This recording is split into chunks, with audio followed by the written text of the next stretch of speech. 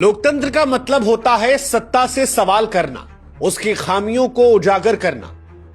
लेकिन जब सरहदों से बारूद की गंध आने लगे, जब देश की मिट्टी पर खतरा मंडराने लगे, तब सवालों की नहीं एकजुटता की जरूरत होती है।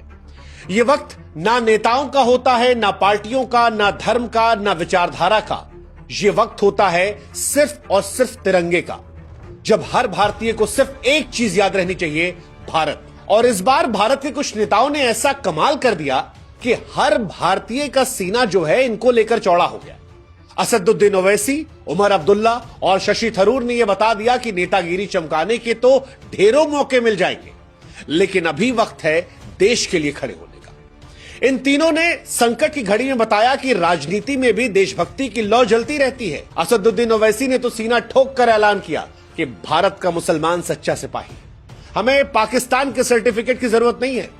उमर अब्दुल्ला जो कश्मीर से आते हैं, मुख्यमंत्री हैं, घाटी से ऐसी आवाज उठाई कि पाकिस्तान के होश फाख्ता हो गए। थरूर कांग्रेस के नेता है, लेकिन आज दुनिया के मंच पर भारत को ऐसी चमक दी कि आज सारा हिंदुस्तान उनकी अंग्रेजी पर फिदा है और कह रहा है, वाह थरूर साहब वाह, अंग्रेजी तो अच्छी थी ही, आप देशभक्त भी कमाल के निकले। इन तीनों की आवाज ने एक बात साफ कर दिया कि भारत कि जब बात होगी तो पूरा देश एक साथ होगा। ओवैसी का बयान पाकिस्तान को लेकर, ओवैसी साहब वो है जिन्हें अक्सर लोग गलत समझ लेते हैं, लेकिन इस बार 2025 के पहलगाम आतंकवादी हमले पर, भारत पाकिस्तान तनाव पर जो बातें कही, वो हर भारतीय के दिल को छू गई। उनकी आवाज में जोश था, सच था और भारत के लिए बेपनाह मोहब्बत थी। बिना हिचके, बिना संकोच किए पाकिस्तान का नाम लेकर कहा कि पाकिस्तान वो मुल्क है जिसके जमीन से आतंक का धंधा चलता है। जब तक ये बंद नहीं होगा, शांति की बातें बेकार है। उन्होंने पहलगाम हमले के आतंकवादियों को सजा देने की मांग की। इस बात का भी जिक्र किया कि आतंकवादियों ने धर्म देखकर मारा, पहचान देखकर मारी, और उन आतंकवादियों को ठोकना हमारी जिम्मेदारी है। इस बार ओवैसी ने सरकार के सेना के कदमों की तारीफ की, कहा हमारी सेना आतंकवादियों को सही जवाब दे रही है। पाकिस्तान के पाखंड को भी बेनकाब कर दिया। बिहार के मोतिहारी में तिरंगे की पगड़ी पहनकर ओवैसी ने हुंकार भरी, कहा मैं भारत से मोहब्बत करता हूं, मेरी आलोचना वोट की सियासत के लिए नहीं, सच्ची देशभक्ति के लिए है। ओवैसी ने इस देश के मुसलमानों से कहा कि अगर जिहाद करने का शौक है तो फिर आतंकवाद के खिलाफ जिहाद करो। भारतीय मुसलमानों के सामने जब ओवैसी ने बातें कही तो ये देश को एकजुट करने वाली बात थी, और इसीलिए आज हम कह रहे हैं कि ओवैसी साहब को सलाम है।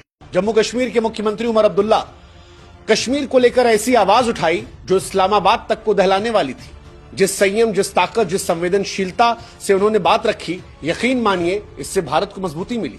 कई बार दुनिया कश्मीर को भारत से अलग करके देखती है, कई बार दुनिया कश्मीर के लोगों की बातों को हाईलाइट करने की कोशिश करती है, और ऐसे में उमर अब्दुल्ला ने जो बातें कही वो भारत को मजबूत कर रही थी, पाकिस्तान को कमजोर कर रही थी।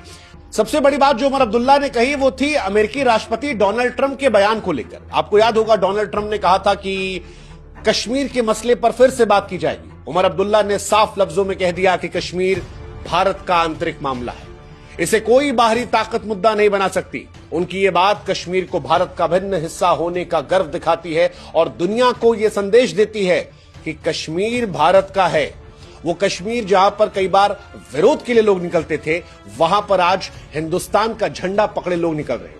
लाल चौक पर जो तिरंगा लहर रहा है वो बता रहा है कि भारत के दिल में कश्मीर है। और ये बात जब कश्मीर के मुख्यमंत्री कहते हैं तो पाकिस्तान में, इस्लामाबाद से लेकर दुनिया में जो भी भारत से कश्मीर को अलग करने की तमन्ना रखते हैं, उनके सीने पर मानो सांप लौट जाता है। शशि थरूर क्या कमाल की अंग्रेजी बोलते हैं, स्टाइल अच्छी है, बुद्धिमान व्यक्ति है, भारत की ताकत दुनिया को दिखाई।